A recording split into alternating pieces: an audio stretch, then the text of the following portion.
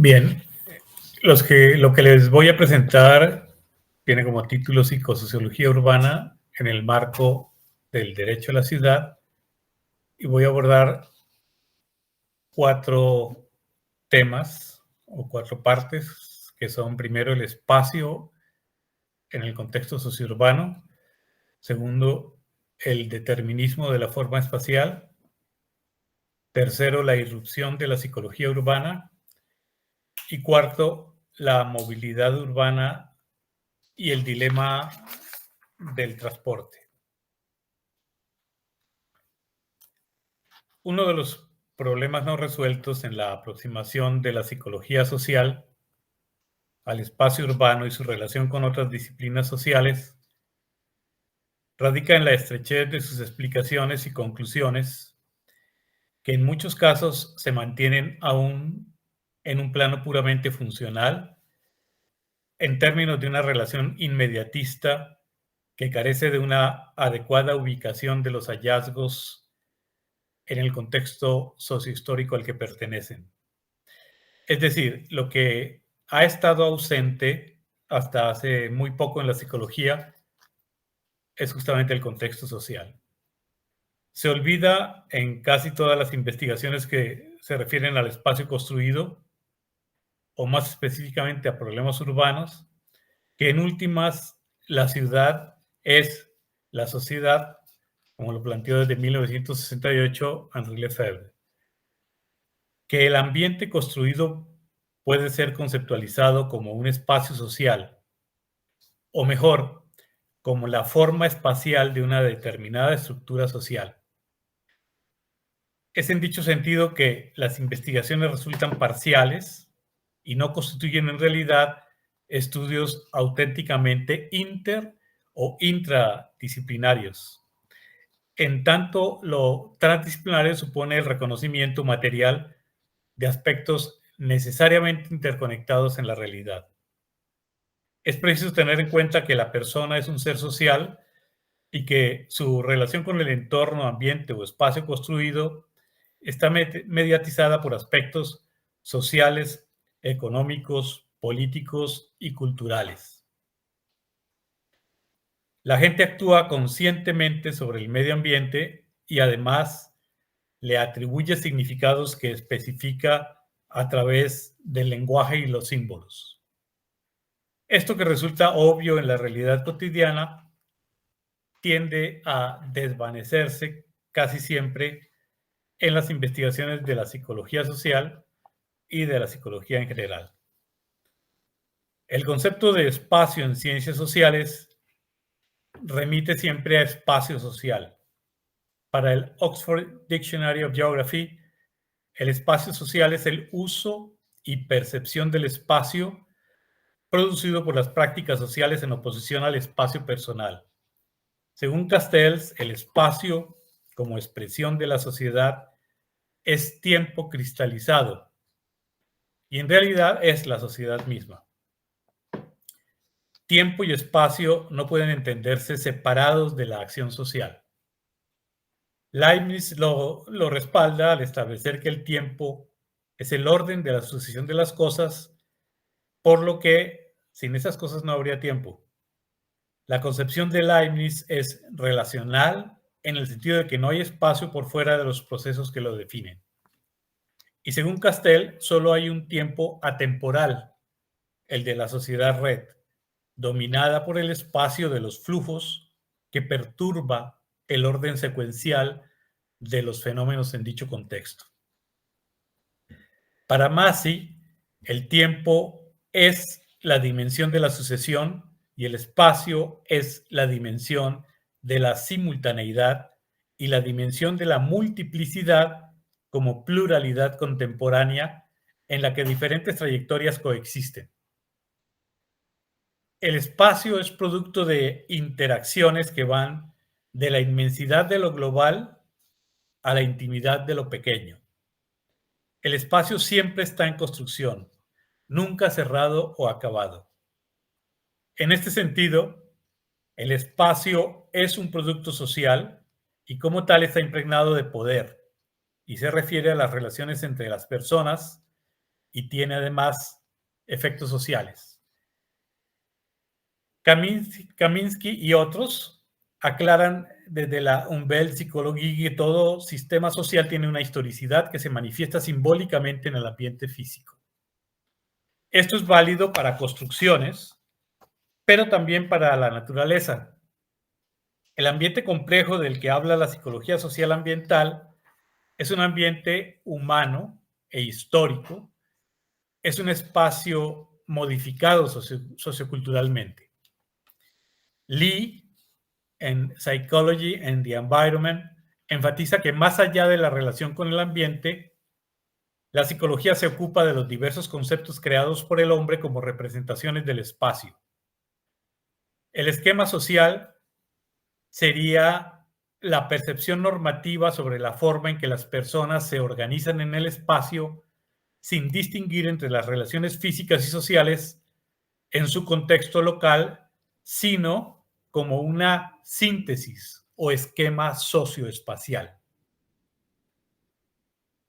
En el caso del espacio social, lo más complicado ha sido precisamente establecer la ligación entre el ambiente, el entorno o el espacio y los procesos sociales, ya que el peso recae por lo general en los análisis de la experiencia espacial.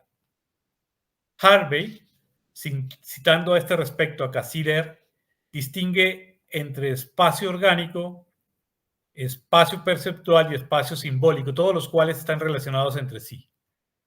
La representación de dichos acontecimientos relacionados depende del proceso y esto puede extrapolarse a nivel del espacio social. Cada forma de actividad social define su propio espacio.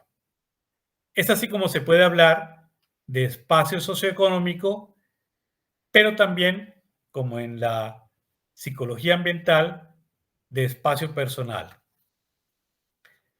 A través de las respuestas comportamentales observadas y medidas ante ciertos aspectos del diseño ambiental, del modo en que las personas esquematizan aspectos de las formas espaciales que constituyen las ciudades y sus reacciones ante ellos, la psicología ha buscado encontrar significados en el espacio construido tan solo en función de relaciones significativas. Pero una relación significativa no puede ser explicada al margen del estado cognitivo de la persona y del contexto en el que se encuentra. Es así como se cae en los estudios ambientales en el conocido determinismo arquitectónico, en el que se considera de manera reduccionista que la forma espacial de la ciudad es un determinante básico de la conducta humana. Por eso Castells enumera una serie de preguntas y afirmaciones que ilustran por sí solas algunos de los mitos de dicha problemática. ¿Es la ciudad fuente alternativa de creación o de decadencia? ¿Es lo urbano estilo de vida y expresión de la civilización? ¿Es el medio ambiente factor determinante en las relaciones sociales?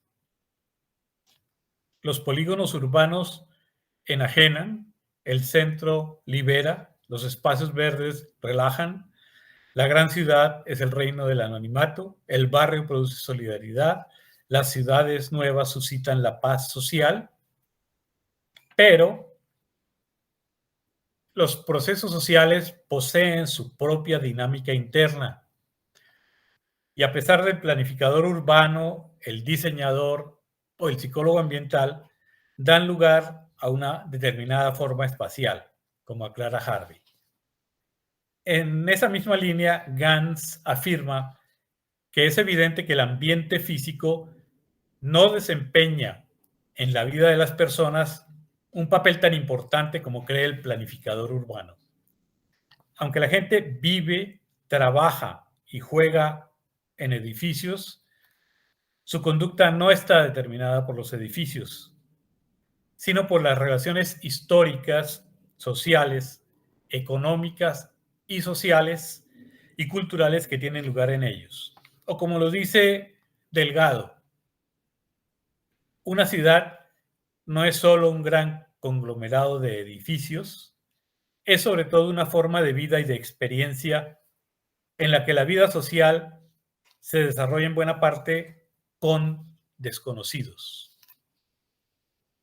En ella todo ocurre sobre la marcha, porque está hecha de cambios. Nada es seguro, y es el espacio de la soledad, pero también de los grandes movimientos colectivos. A ese respecto, Martín Baró, a partir de su investigación sobre vivienda popular en El Salvador, plantea específicamente un modelo sobre hacinamiento que busca integrar la perspectiva sociológica y psicológica a la realidad histórica.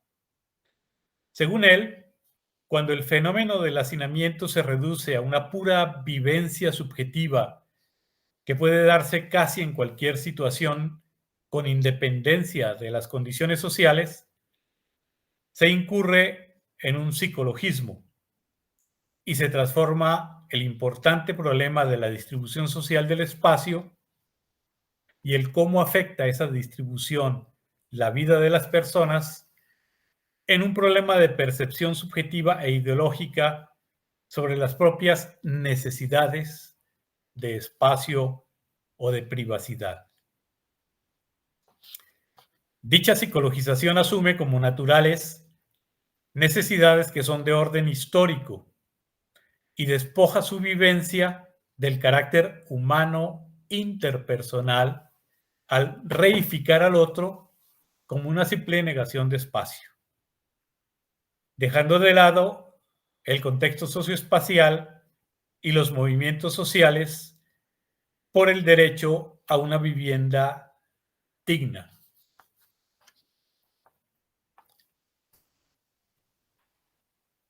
El determinismo ambiental puede verificarse en condiciones muy específicas y, mejor aún, artificiales, pero también puede resultar irrelevante en la mayoría de las situaciones sociales y cotidianas.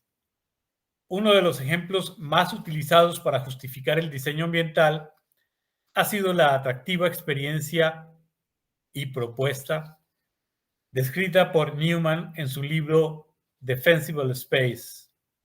Con base en lo que puede denominarse como un experimento natural, en una situación en la que en dos proyectos de vivienda ubicados en la misma comunidad se daban situaciones de seguridad diferentes, siendo uno de ellos el trágico proyecto Pruitt Eagle, 40 edificios de 11 pisos y 3,000 apartamentos, que pretendiendo ser la solución oficial de vivienda pública, terminó vandalizado y siendo demolido en medio del aplauso de sus propios moradores. Newman se cuestiona qué modificaciones pueden realizarse en el ambiente físico para hacer que los habitantes de un conjunto de vivienda popular se involucren cooperativamente en la prevención del crimen, robo y vandalismo de los que son víctimas tanto los vecinos como el entorno construido, todo ello en virtud del diseño ambiental de los edificios. Según Newman, si la gente se aísla en sus departamentos es porque no tienen control sobre el espacio que va más allá de su puerta, del espacio público, que es un espacio que no pertenece a nadie y en consecuencia nadie lo defiende. La tarea del arquitecto consistiría entonces en dejar de ser un simple diseñador de vivienda para convertirse adicionalmente en un ingeniero socioespacial. Convertir esos espacios públicos en espacios defendibles es la alternativa propuesta por Newman. El área que rodea a los edificios debe pertenecer a sus habitantes y ellos deben vigilarlas para detectar extraños, conductas sospechosas y actuar en consecuencia. Este hecho se dificulta cuando el espacio público no es visible para los vecinos a causa del diseño. Por eso las edificaciones con un espacio concéntrico, o sea, cerrado, facilitan la defensibilidad del espacio común y privado. Aunque la concepción que maneja Newman es una conceptualización etológica ingenua de una persona territorial, la gente no es criminal por naturaleza, pero sí por oportunidad en virtud de cómo se construye el espacio físico. Lo anterior lo lleva a pensar que es posible crear enclaves libres de criminalidad a través del diseño físico de los edificios. Es así como Newman cae también en el mito del determinismo arquitectónico que afecta todas las disciplinas científicas relacionadas con el problema urbano. Podemos aceptar que Newman tiene razón parcialmente y que lo demuestra con suficientes evidencias, pues diferentes proyectos de vivienda en la misma comunidad presentaron tasas de criminalidad diferentes. El problema es que reduce el asunto de la criminalidad a sus consecuencias y la prevención del crimen al diseño arquitectónico, en tanto la criminalidad tiene otros determinantes de mayor peso. Lo más seguro, además, es que dicho rediseño sería insuficiente. Newman no piensa críticamente sobre el contexto que crea las condiciones sociales para la existencia y mantenimiento de la criminalidad en los conjuntos habitacionales, lo cual pretende resolver aislándolos y encerrándolos. Sin embargo, y a pesar de todo ello, Newman es citado, por ejemplo, en la revista Newsweek, como un diseñador de ciudades seguras a través de barreras ambientales, tales como muros, entradas privadas, calles cerradas, en mini vecindarios inviolables. El ayuntamiento de Durham Jefferson lo invitó en 1991 y le pagó $693,000 por dividir vecindarios y encerrarlos. El Departamento de Policía informó que gracias a ello la criminalidad disminuyó para 1993. En julio de 1994 se pudieron ver las imágenes en la televisión de la policía y la Guardia Nacional tomando un barrio peligroso en San Juan de Puerto Rico, mientras obreros construían muros que encerraban un proyecto de vivienda popular y privatizaban su acceso. El barrio, así encarcelado y bajo control, seguramente será reportado próximamente como otro caso exitoso de cómo una comunidad dividida ha logrado vencer al crimen. No se trata de quitar méritos a Newman, cuyo trabajo tiene aspectos indudablemente positivos, como el pensar en que la comunidad debe ganar control y poder, sino demostrar los efectos de una inadecuada contextualización y de un foco de explicación errado al definir el diseño ambiental.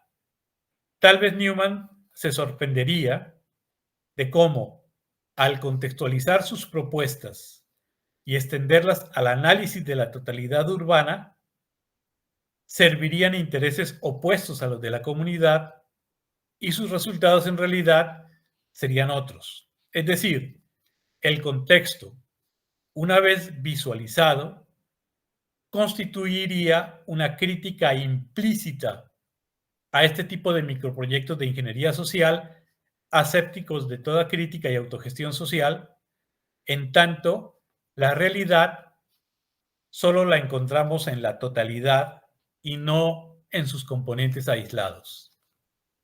Es en este sentido que Jiménez y Salas señalan que uno de los problemas fundamentales de la psicología ambiental radica en la estrechez de sus explicaciones y conclusiones que carecen de una ubicación que sustente los hallazgos en el contexto al que pertenecen. Lo que está ausente es el contexto socioespacial y el hecho específico de que el ser psicológico es construido sociohistóricamente y construye sus formas de interacción dentro del sistema de relaciones sociales. De lo que adolecen en general las definiciones de la psicología ambiental es de una verdadera continuidad interactiva con el campo de los estudios urbanos en las ciencias sociales, en donde existe una economía, sociología, antropología, historia, geografía, urbanas, claramente interconectadas y específicamente ubicadas a nivel sociohistórico. Porque como lo señaló Grauman, desde la ecopsicología alemana en 1936, la historicidad social es válida no solo para construcciones como una catedral, sino también para la naturaleza, como un lago o un río. Es decir, no tiene mucho sentido, más bien lo pierde, la separación entre lo ambiental y lo sociohistórico, pues están conectados. El ambiente del que habla la psicología ambiental es un ambiente humano, es un ambiente modificado socioculturalmente. Por lo mismo, según Grauman, el objeto de la psicología ambiental es la persona en su ambiente simbólicamente configurado o construido, y en ese sentido es una rama de la psicología social en su aplicación al estudio de la convivencia cotidiana en ambientes definidos y construidos por la gente, siendo entonces una psicología urbana que debe articularse al conjunto de investigaciones que desde otras disciplinas se ocupan de la problemática de la ciudad en una perspectiva dinámica que articula diferentes niveles para evitar la simplificación.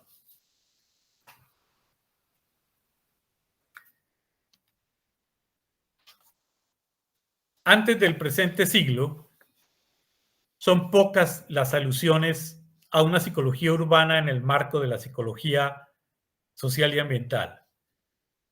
La alusión más temprana en el campo de los estudios urbanos es el texto clásico de Simmel, publicado en 1905, con base en una conferencia hecha en 1903 en la Kunsthaus de Berlín, con el título Las grandes ciudades y la vida intelectual. Simmel también se reconoce un siglo más tarde como pionero de la psicología urbana al plantearse una pregunta similar a la que Tagosian propone como central para una psicología urbana. ¿Qué impacto tiene la vida urbana en las personas, su conducta, personalidad, valores y relaciones?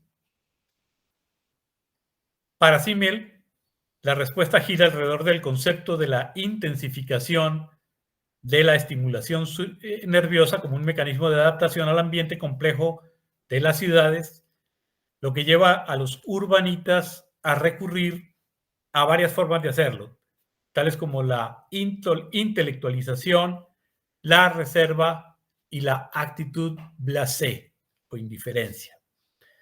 Ello le permite sentirse libre de las presiones usuales de la vida interactiva en los pueblos pequeños y fluir con independencia en la ciudad. Simmel lo ve como una ventaja para las personas, como algo progresista. Y es claro que es un observador entusiasta de la modernidad y de la vida urbana.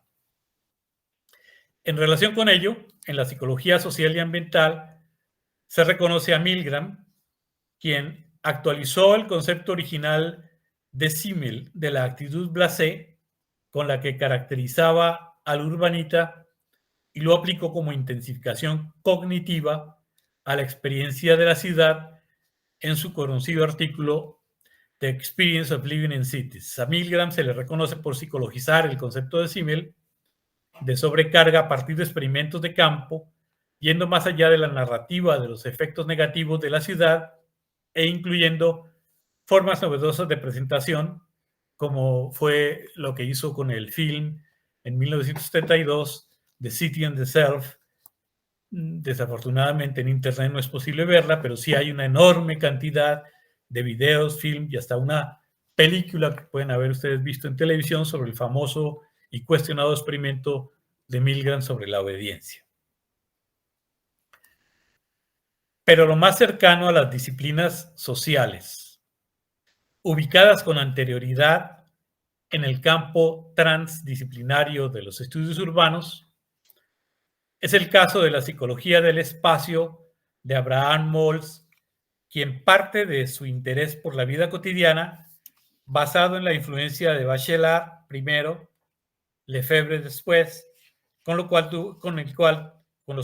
tuvo una relación directa, porque Bachelard le dirigió su tesis de doctorado y con Lefebvre coinciden en Estrasburgo cuando Lefebvre es aceptado en la Facultad de Letras como profesor pionero de sociología, crea el puesto de asistente de sociología y presenta a Moltke como el único candidato.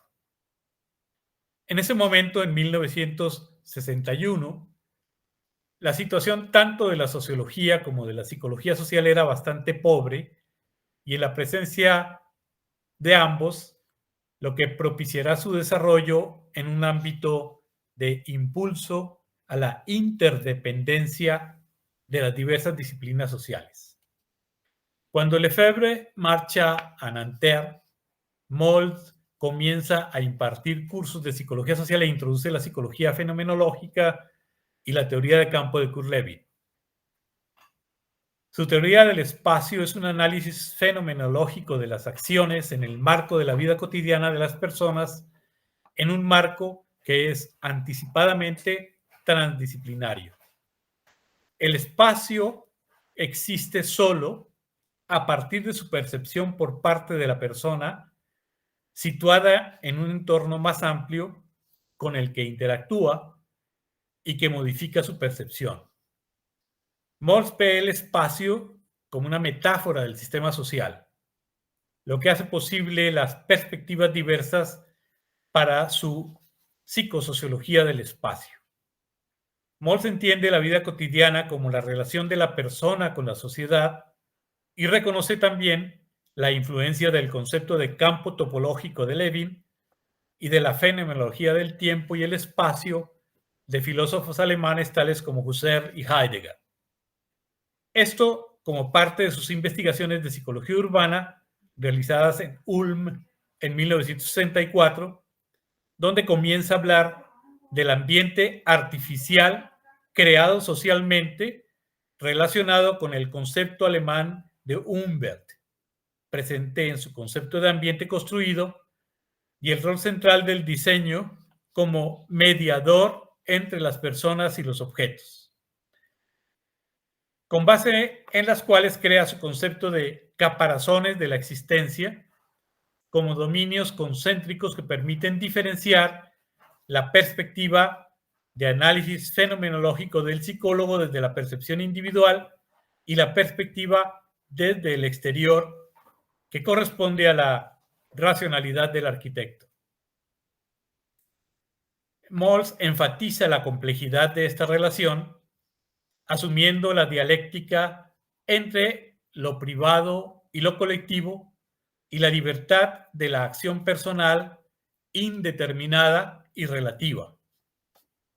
Derivado de ello, se van generando formas de hacer investigación, superando la separación tradicional entre propiedades objetivas y subjetivas, incorporando las propiedades imaginarias e imaginables para estudiar el espacio público, incluyendo su concepto de laberinto, una conjunción de lugares estrechos construidos de forma imprevisible para el que los recorre, que son lo suficientemente complejos como para superar las representaciones mentales.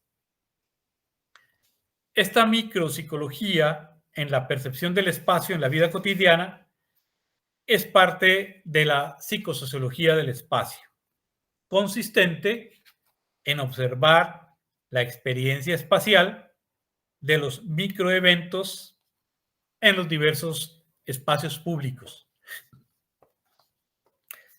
lo cual va muy en línea con los planteamientos de Lefebvre en 1968 en su libro El derecho a la ciudad, al decir que el urbanismo va tras los significados del habitar para generar una teoría de los tiempos espacio urbanos, cuya práctica superaría la separación entre la ciencia y la filosofía de la ciudad, entre lo parcial y lo global, para lo cual propone como método lo que él llama transducción, más allá de la inducción, deducción, y que permite, a su vez, construir un objeto posible, que sería la ciudad a la que se tiene derecho.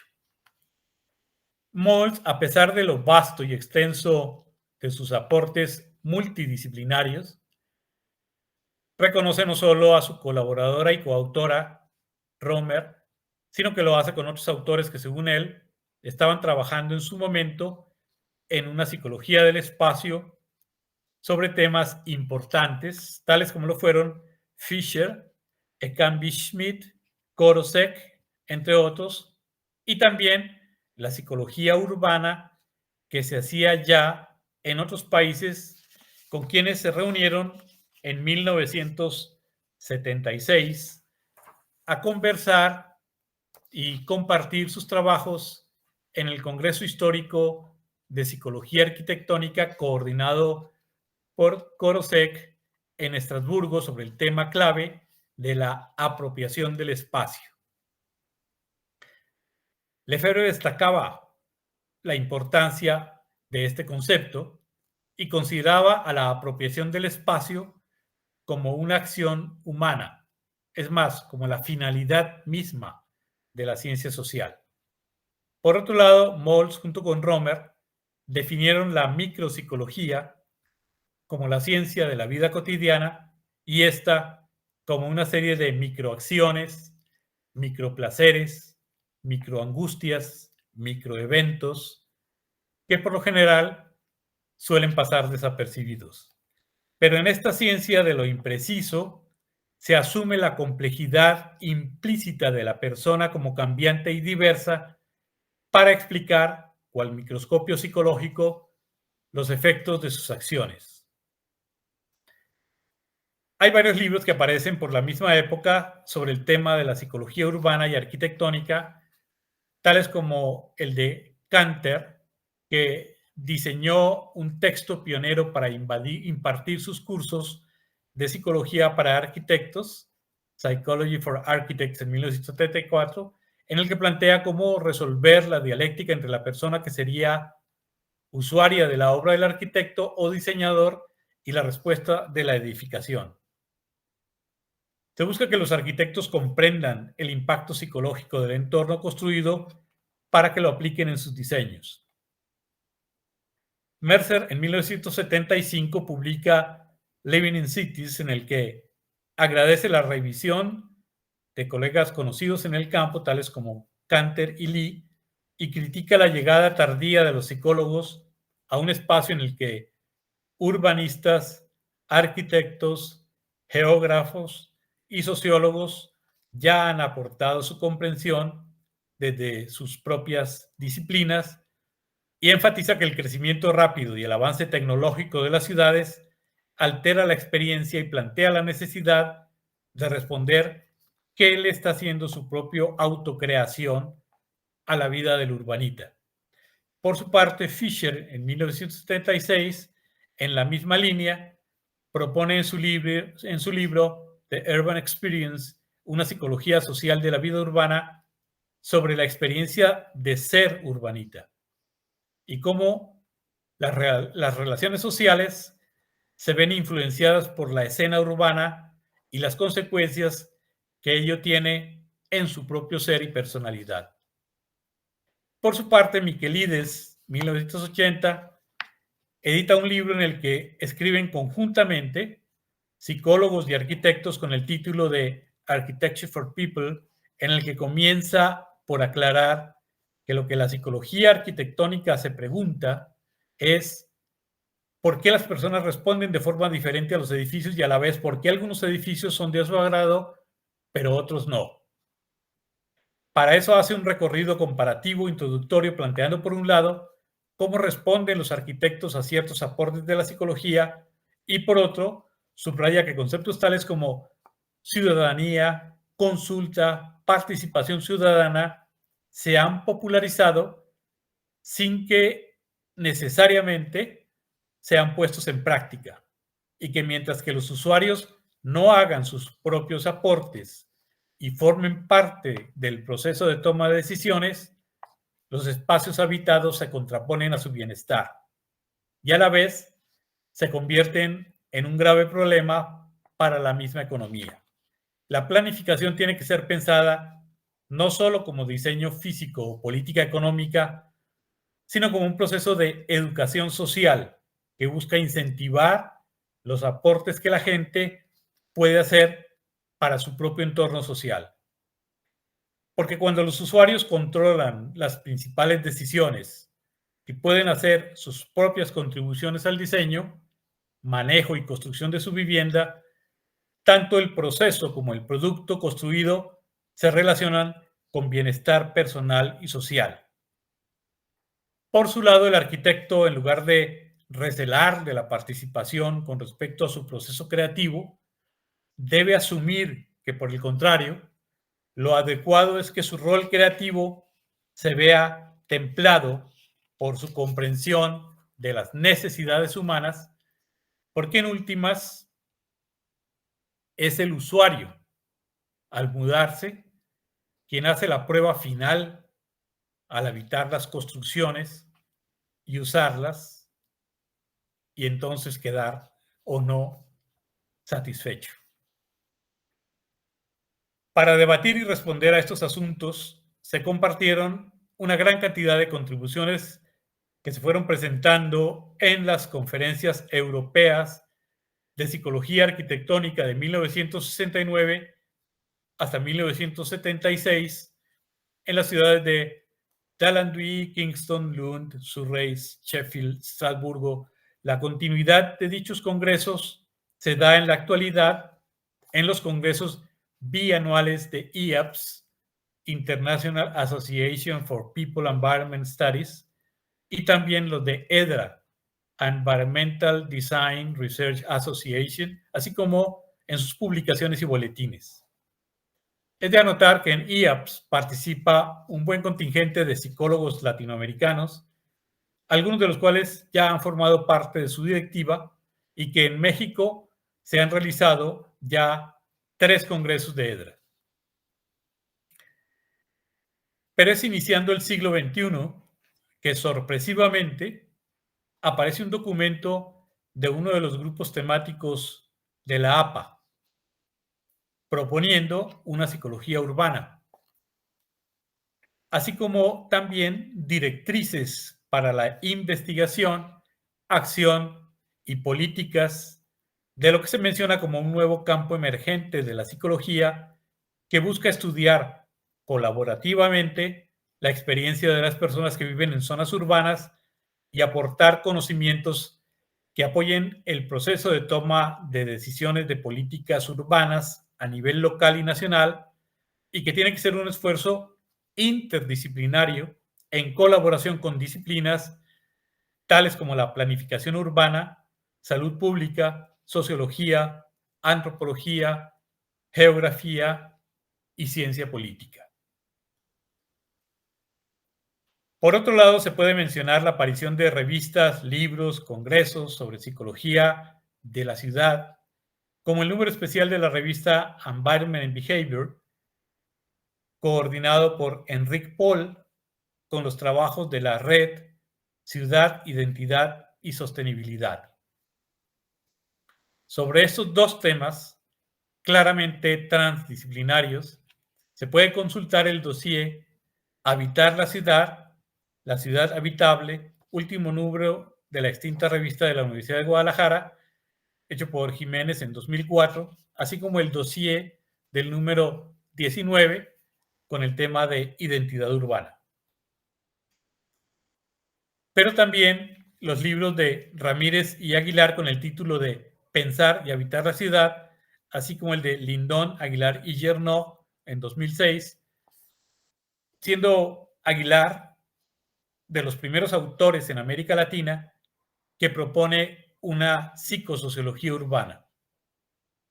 El libro compilado por Vidal y Fernández en 2008, alrededor de temas generales como diseño urbano, calidad de vida y los nuevos espacios urbanos, es otro aporte.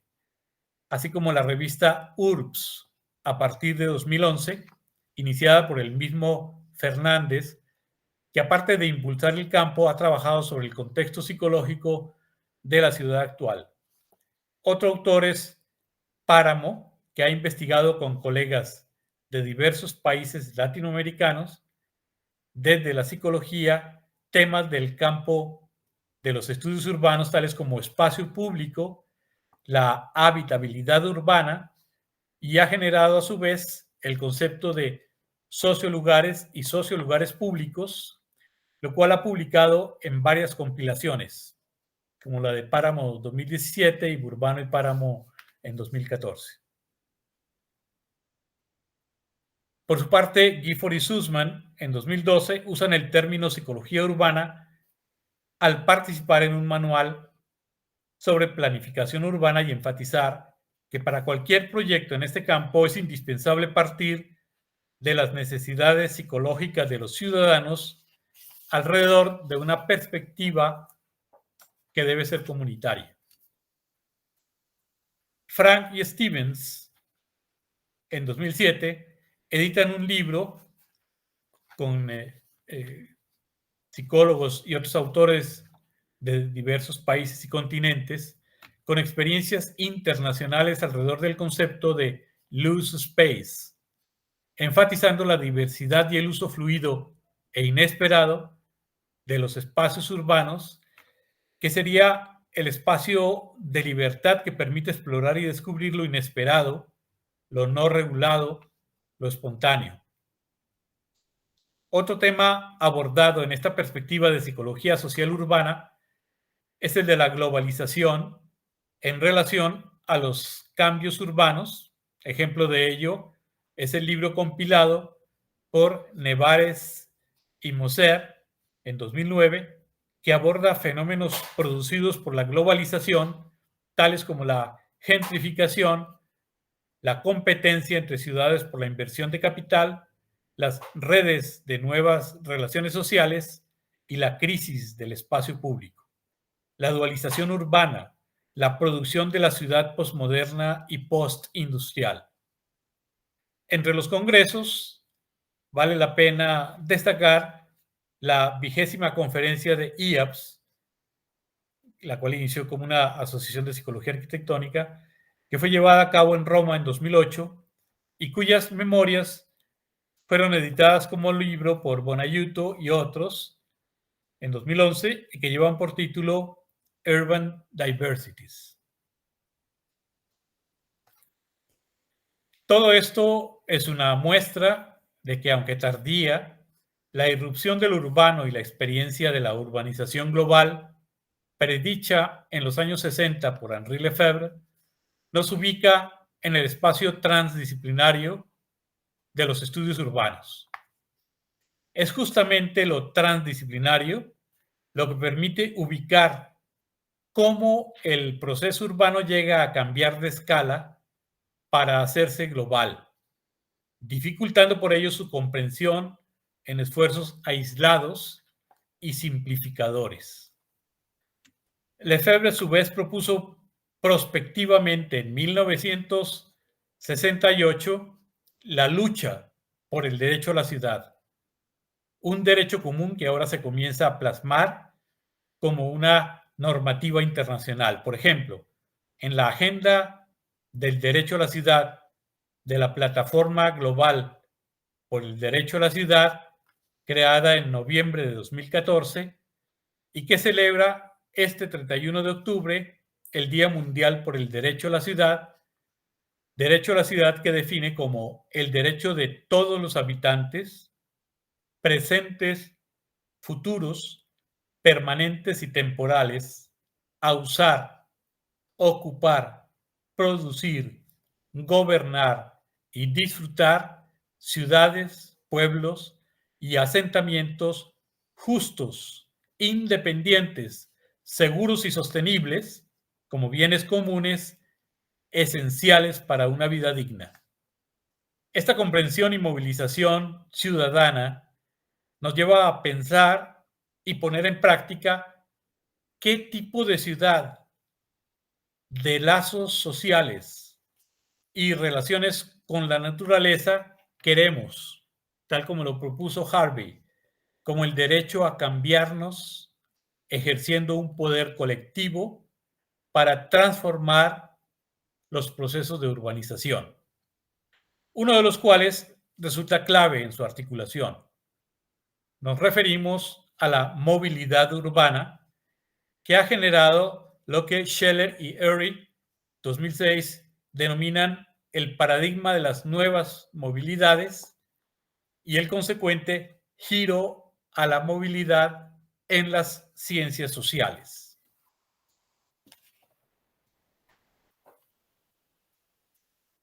La perspectiva mecanicista de los planificadores tecnócratas que actúan bajo la premisa de que los espacios urbanos deben tener funciones definidas y específicas, los llevan a tomar decisiones a nombre de la sociedad por encima casi siempre de cualquier lógica social. Como por ejemplo, y de forma ya rutinaria, priorizar los flujos de movimiento por encima de los espacios de intercambio, cuando es sabido que estos flujos en forma de vías extensas solo tienen como futuro intensificar el tránsito y regresar siempre a nuevos picos de saturación en un círculo literalmente vicioso de aire cada vez más viciado. Es así que ni se resuelve el problema de los desplazamientos y articulación de la ciudad, ni se gana mayor fluidez, o solo se logra, pero por muy poco tiempo.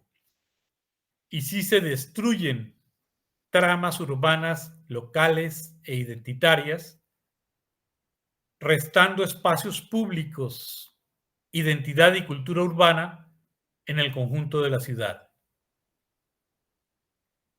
Para abarcar la ciudad analíticamente, se ha propuesto por parte de Edward Sawyer una trialéctica del espacio.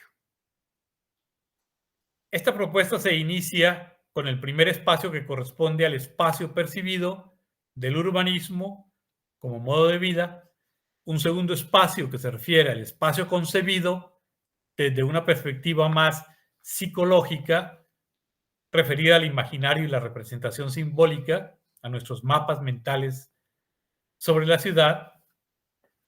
Y el tercer espacio incluye a los dos anteriores y se refiere al espacio vivido, que es simultáneamente real, imaginado.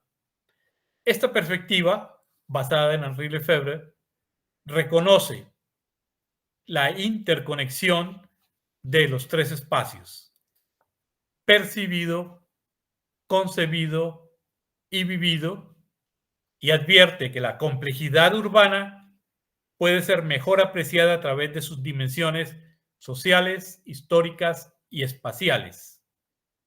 La complejidad del espacio urbano supone, en consecuencia, que se pueden hacer una variedad indefinida de interpretaciones y análisis de casos que nos faciliten repensar la ciudad en términos colectivos para que la planeación repercuta en una calidad de vida cada vez más autogestionada a partir de mecanismos de decisión participativa.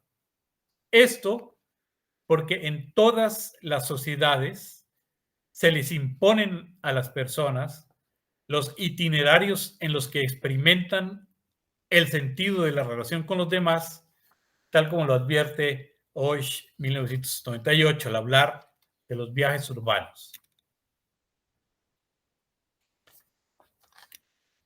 El problema de los desplazamientos y el transporte en los trayectos urbanos impuestos en nuestras ciudades forma parte de una problemática que subyace a las diversas situaciones y al grado de desarrollo de los diversos medios implementados para afrontarlo en todo el mundo. Por ejemplo, el número de vehículos motorizados a nivel mundial creció de 500 millones en 1990 a 1.446 millones en 2022, siendo más del 80% transporte personal y el 95% de los desplazamientos dependen de combustibles fósiles. Se sabe que el incremento en el número de carros no es sostenible, que la contaminación derivada de la emisión de sustancias, a pesar de la tecnología mejorada para su disminución, contribuye al calentamiento global y amenaza cada día más la calidad de vida urbana. También, una mayor cantidad de vehículos aumenta el nivel de la duración del ruido.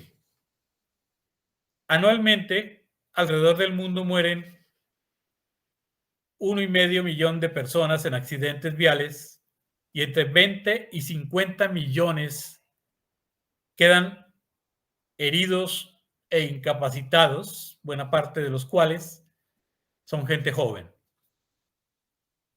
Pero además sobra decir que los carros ocupan cada vez más espacio urbano en detrimento del espacio público para los niños, como lo ilustra Bansky en la diapo que están viendo, el juego, las bicicletas, los peatones, los encuentros, invadiendo incluso los escasos andenes y banquetas supuestamente peatonales, pero también las esquinas. Hay una sobreproducción absurda e irracional de autos que por lo mismo terminan en cementerios de autos nuevos, incluyendo los eléctricos, como ha sucedido en China, donde hay miles de carros eléctricos nuevos sin uso de los ya 6 millones que han producido. Los autos amenazan la accesibilidad a los destinos y las congestiones viales causan pérdidas enormes, como lo ha demostrado Steck y Gifford desde 2003.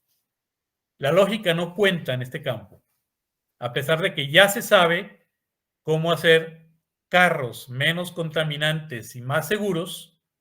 Se sabe lo que hay que hacer para que se usen menos y reforzar la experiencia segura de un sistema de transporte público integral y sostenible. Esto porque es reconocido que las áreas más sustentables son aquellas con menos kilómetros de recorrido y se conocen las experiencias históricas de organización del transporte público desde las más costosas hasta las más económicas y provisionales. Pero sobre todo, se conoce la pesadilla que viven cotidianamente los usuarios del transporte público local en estado deficiente en número y calidad y sus efectos trágicos, el impacto ambiental, psicosocial y el deterioro adicional del paisaje urbano, la salud y la calidad de vida en la ciudad para la inmensa mayoría que depende del transporte público. Pero el problema no está solo en ese nivel. Los viajes urbanos son cada vez más largos, cada vez más tardados, porque la ciudad está cada vez más fragmentada y la fragmentación espacial se corresponde con la desestructuración de la vida cotidiana y, como muy bien lo resume Salvador Juan, a un espacio segmentado corresponde un tiempo denso. Es mucho ese tiempo vivido en el transporte público deficiente. Pero lo que se deja de lado es el hecho de que el carro ha reconfigurado la ciudad y ha impuesto un tiempo automovilizado que a su vez genera espacios propios que tienen como eje la estación de servicio, como lo han mostrado Scheller y Urey. Es así como el carro impacta el espacio público y los espacios de convivencia. Vemos cómo los lugares van desapareciendo junto con las banquetas y los árboles en aras de las vías siempre ineficientes para descongestionar los flujos siempre excesivos de vehículos y crear la comodidad de los estacionamientos que sustituyen los espacios peatonales, lo cual tampoco funciona a la larga, porque los flujos siempre terminan congelados. Y con ello también nos desaparecen como peatones, nos desaparecen como partes articuladas de identidad urbana, porque la obra pública construida para tal fin crea paisajes de lo que Jan Gehl llama la ciudad abandonada, en la que domina el automóvil. Es un proceso de expropiación en el que lo que perdemos en últimas es la ciudad misma. Por eso es que hay que reclamar el derecho a la ciudad, que no es más que el derecho a la vida urbana, a poder habitar las calles. Es ese grito y demanda del que nos habla Lefebvre, que va más allá de la nostalgia y el turismo, y que no solo no se contradice con la preservación de los espacios naturales y los lugares urbanos como espacio público, sino que nos remite a la preservación equivalente de lo que constituye la esencia de la sociedad, de la ciudad y del urbano, el intercambio. Lo urbano como lugar de encuentro, propuesto como el recurso más importante inscrito en el espacio y el tiempo. Porque como lo recuerda el mismo Lefebvre, puede haber un gran crecimiento económico y técnico, pero ello no implica desarrollo social, que se ejerce vía la apropiación social de la ciudad. A nivel espacial, ese desarrollo social es el que destruye el urbanismo tecnocrático al priorizar la especulación urbana, la comercialización del gran capital, restringiendo el derecho al espacio público, al ejercicio de la cultura urbana como comunicación. Eso es algo que también resulta del predominio del carro en las calles urbanas, que pierden su sentido frente a este sistema de movilidad privatizada. Para Urry hay 6 componentes cuya combinación genera y reproduce el tipo de dominación de la automovilidad. 1.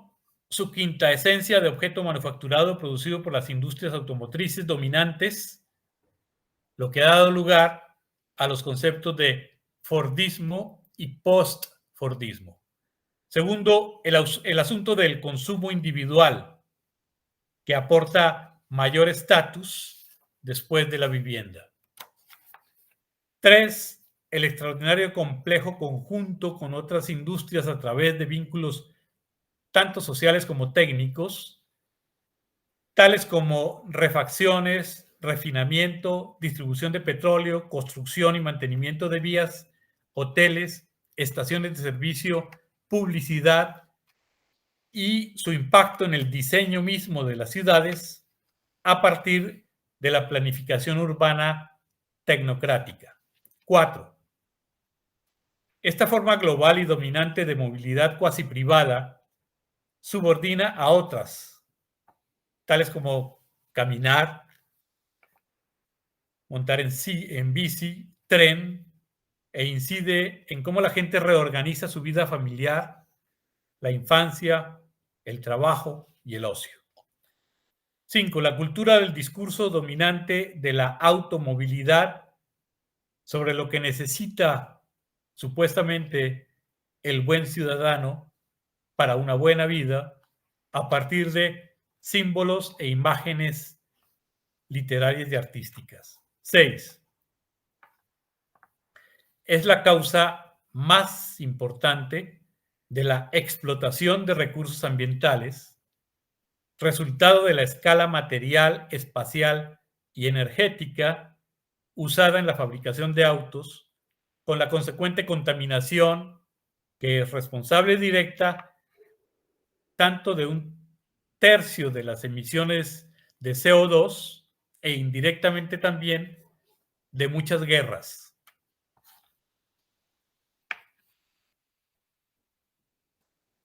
La consecuencia más nefasta, en especial para el tercer mundo y particularmente para un país que hizo una revolución en tren, y a los planes tempranos de una red a nivel continental, es que el patrón de movilidad pública del siglo XIX, buses, barcos, y en especial trenes, se ha perdido casi totalmente con el predominio impuesto del sistema de automovilidad privada.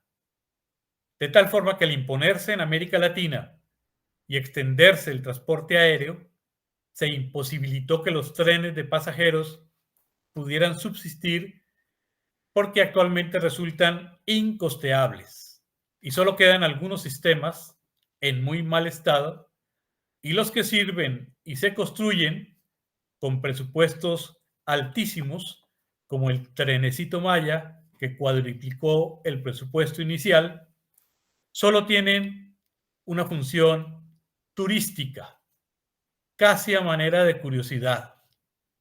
Si prosperaron en Europa, fue porque preexistían al transporte aéreo masivo.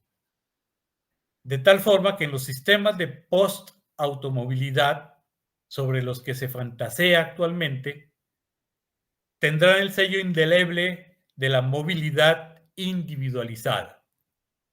El caso de los costosísimos autos eléctricos es solo un ejemplo de una solución que será a la postre inútil.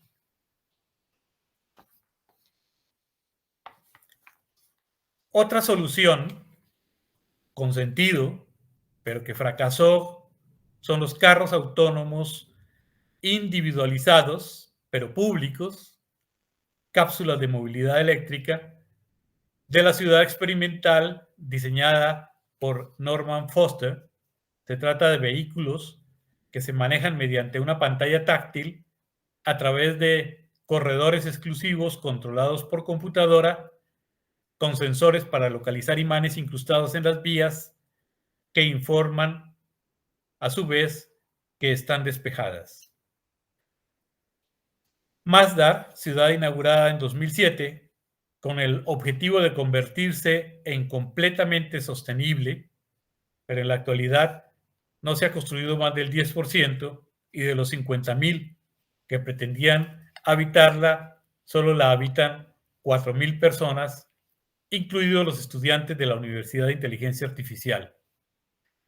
De las 100 estaciones del transporte en cápsulas programadas, solo se han concluido unas pocas. La gente entonces se moviliza ahora en carritos eléctricos diseñados por la francesa Navia, el EcoBus diseñado ahí mismo en Mazda, además de bicis y monopatines. Pero hay que decir que esta sigue siendo una promesa de lo que debiera ser y aún no es. Veamos este video.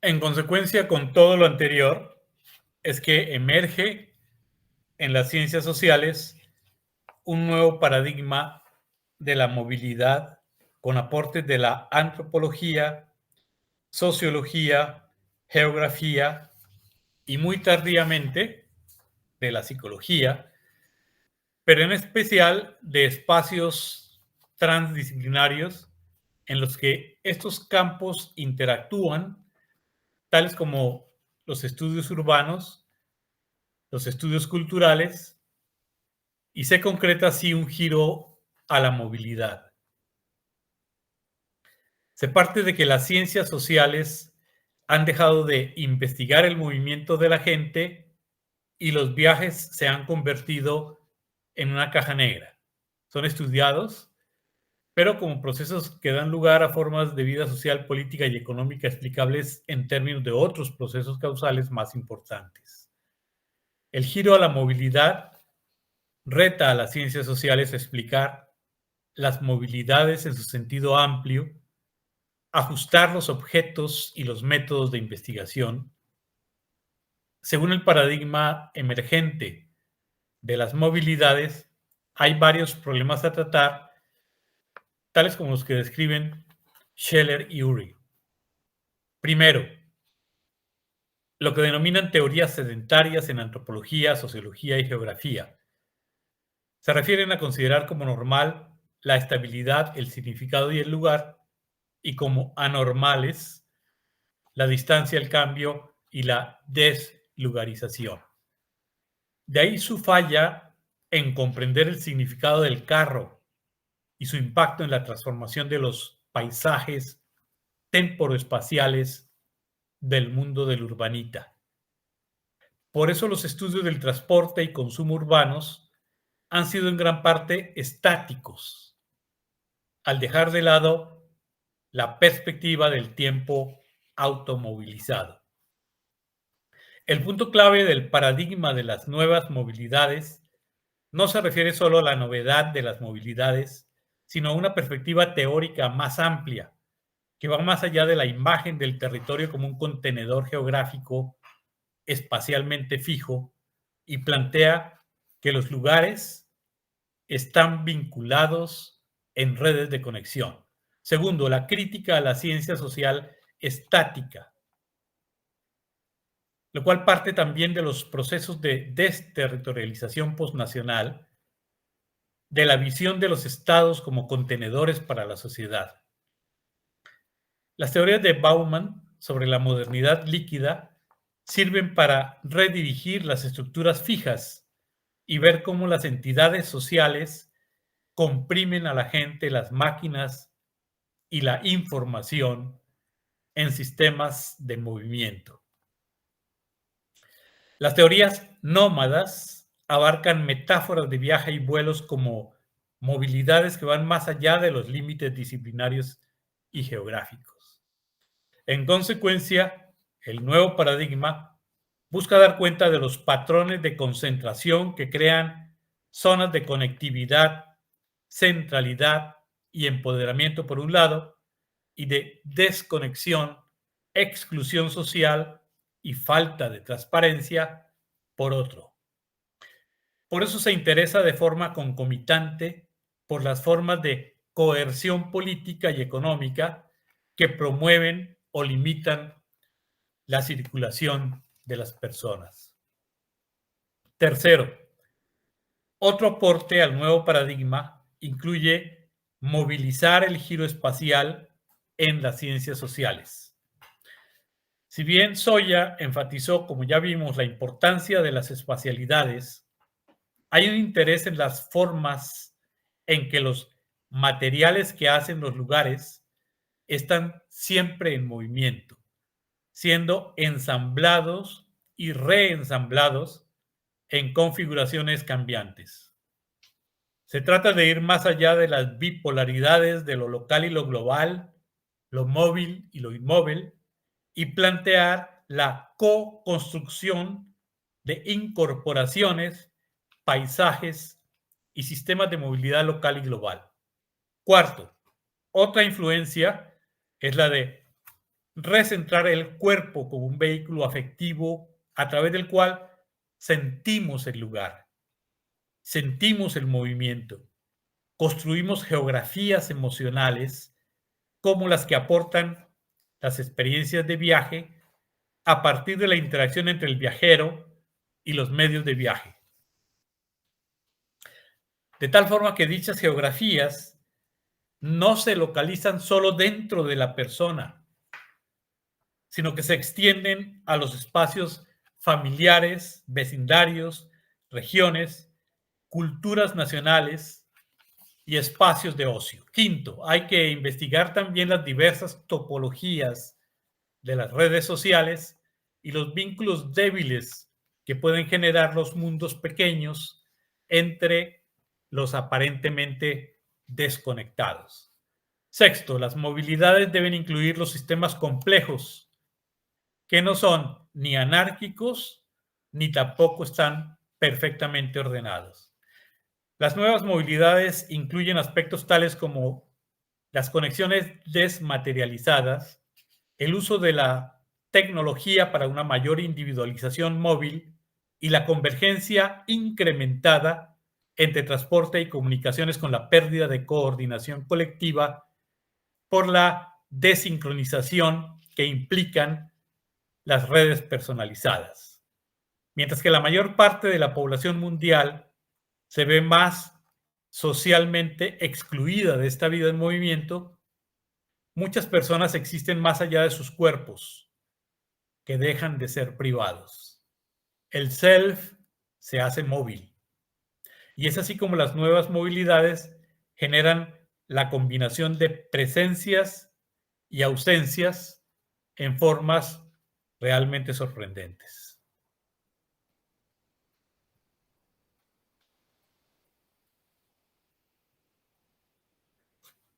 Como ya dijimos, la psicología llega tardíamente al nuevo paradigma de las movilidades, pero tiene diversas justificaciones para involucrarse y sacar partido al hacerlo. En psicología sí hay aportes e investigación, por ejemplo, en el campo de la migración y el transporte, en las investigaciones sobre el cuerpo, etc. Se reconoce que como seres sociales nos movemos entre diferentes situaciones todo el tiempo, pero también lo hacemos a nivel simbólico y más aún en el plano imaginario. Es la misma perspectiva que ya describimos a partir de este giro a la movilidad, lo que permite comprender cómo la movilidad atraviesa nuestras áreas de interés a partir de lo que sería una mentalidad inherentemente móvil, tanto a nivel personal como grupal y social, así como las complejas interdependencias entre ellas y las consecuencias de las diversas movilidades. Claveano plantea cómo la movilidad de las personas, las imágenes y la información deben ser de interés para la psicología si se toman en cuenta la fertilización mutua entre los nuevos temas de las movilidades, tales como el viaje corporal al trabajo, la vida familiar, el ocio, la migración en un marco amplio entre los desplazamientos diarios y el transcurso de toda una vida. En América Latina, la vida en movimiento de las dinámicas poblacionales es intensa, es diversa, compleja. Involucran migraciones laborales, desplazamientos forzados, pero también refugio. Detrás de todas ellas hay contextos de crisis. los estados han reforzado las políticas de securitización, el control del territorio y de los desplazamientos humanos en las zonas fronterizas, las cuales se han convertido en espacios de vulneración sistemática de los derechos y de irregularización de la movilidad, con el incremento significativo del control y la vigilancia, como lo plantean en este libro reciente Pedone e Hinojosa. Por otro lado, tenemos el movimiento físico de los objetos, desde la comida hasta los objetos, hasta los obsequios y los souvenirs. El viaje imaginario a través de las imágenes de gentes y lugares en los medios que a su vez reconstruyen la misma idea de los viajes, el consumo y los lugares. El viaje virtual, a menudo en tiempo real, que trasciende las distancias sociales y geográficas y genera comunidades a distancia. El viaje comunicacional de los mensajes persona a persona, hecho por diversos medios. Todo ello cuestiona, al igual que ya lo planteamos, las posturas fijas, estáticas y universalistas, en este caso, de la psicología tradicional. Es en el espacio transdisciplinario de los estudios culturales, y en este caso de la psicología cultural, que ha tenido un gran desarrollo y reconocimiento, más bien recientemente, donde más se ha discutido la movilidad y la interdependencia entre mente y cultura, las trayectorias e interacciones con otros y la construcción de materiales y herramientas simbólicas que lo integran a partir de nuestra experiencia. Es así como la imaginación perdura como un proceso incorporado de forma activa. Basta revisar la revista Culture and Psychology para ver estos avances y debates. Adoptar este nuevo paradigma supone una integración de la movilidad así vista que transforme la forma en que definimos, estudiamos y abordamos teórica y metodológicamente nuestros temas de interés en psicología. Glaveanu lo plantea a partir de 3 temas específicamente: el self, la creatividad y la imaginación, para reflexionar sobre el papel de la movilidad en nuestra vida social y psicológica y cambiar la forma en que consideramos mente, cuerpo y sociedades, para reconocer su complejidad y base ontológica en el movimiento, cuestionando a su vez a las teorías universalistas desde nuevas posiciones con respecto a los intercambios, flujos, paisajes y redes, generando a su vez métodos creativos para hacerlo. Ya existen en las ciencias sociales cercanas aportes tales como las etnografías móviles, los diarios de espacio y tiempo y la investigación de espacios virtuales. Otra fuente indispensable es la realidad que nos plantea la revista Movilidades, que en uno de sus últimos números analiza el tema clave en el diseño urbano de las movilidades recreacionales en el espacio de la propuesta tan citada en el urbanismo de la ciudad compacta. A partir de ello se cuestiona su ausencia en la planificación urbana, la marginalización de este tema por comodidad, al igual que las movilidades lentas y circulares, mientras se presenta a la ciudad compacta como si fuera algo universalmente válido. Se parte de que las movilidades recreacionales deben ser integradas en el diseño y planificación urbanos, lo cual implica replantear los conceptos de lo que sería la justicia ambiental, la sostenibilidad en una planificación urbana realmente participativa. Se definen las movilidades recreacionales desde su componente afectivo y emocional, lo que las relativiza al estado psicológico de las personas e involucran el cuerpo activo envuelto en el mundo sensorial.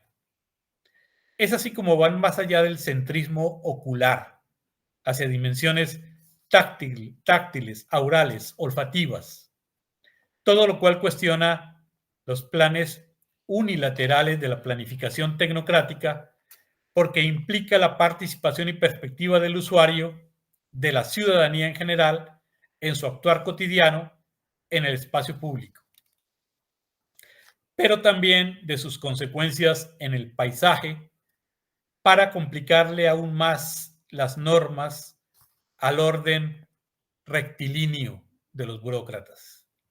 Esta dimensión de las movilidades recreacionales enfatiza entonces una relación compleja entre los lugares y las personas a través de sus expresiones.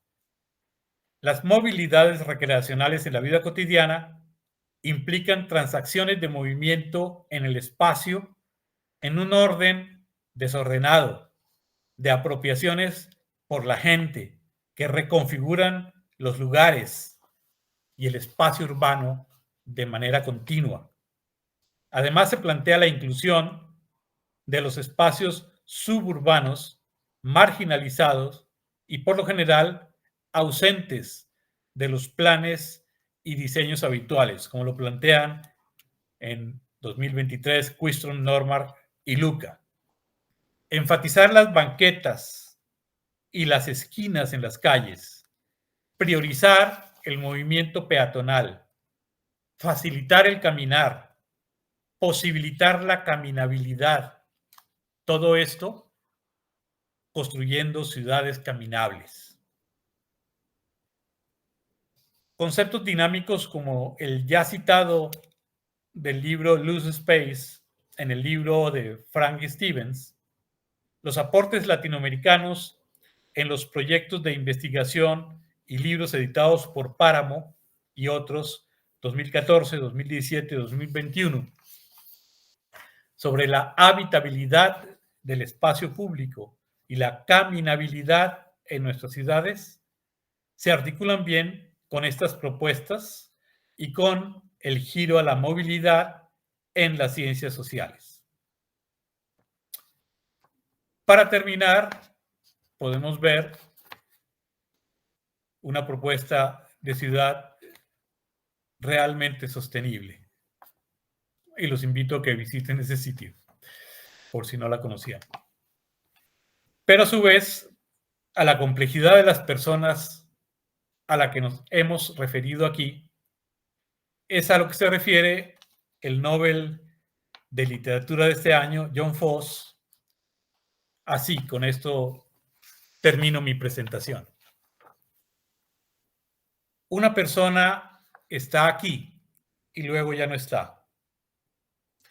En un viento se desvanece hacia el interior, se une al moverse de las piedras y se vuelve significado en una unidad siempre nueva de lo que es y lo que no es. En una quietud en la que el viento se vuelve viento, donde el significado se convierte en significado, en movimiento cambiante, de todo lo que ha sido y al mismo tiempo es desde el origen, cuando el sonido era significado, antes que la palabra se escindiera y ya no nos abandonara más. Pero está siempre en el pasado y siempre en el futuro, y en algo que no existe en su frontera, que desaparece entre lo que ha sido y lo que está por venir. En un solo movimiento no es ni tiempo ni distancia. Se aclara y desaparece, y al desaparecer, permanece. Y en su oscuridad se ilumina, mientras dice, calla, no tiene lugar, en todos los lugares, está cerca, está lejos. Y el cuerpo y el alma se encuentran en algún sitio que es tan pequeño como grande, como todo lo que es y como nada, donde toda sabiduría y nada se sabe, en el íntimo ser indivisible, en que todo es sí mismo y todo lo demás en la división indivisible, en la frontera ilimitada, en la que al desaparecer como una clara presencia súbita, desaparece y avanza por el día, donde el árbol es árbol, donde la piedra es piedra, el viento viento, donde las palabras son una unidad incomprensible de todo lo que ha sido, de todo lo que desaparece. Y así es como queda, como una palabra de consuelo. Gracias y quedo a su disposición en esta dirección, y la imagen es la de la primera ciudad del mundo.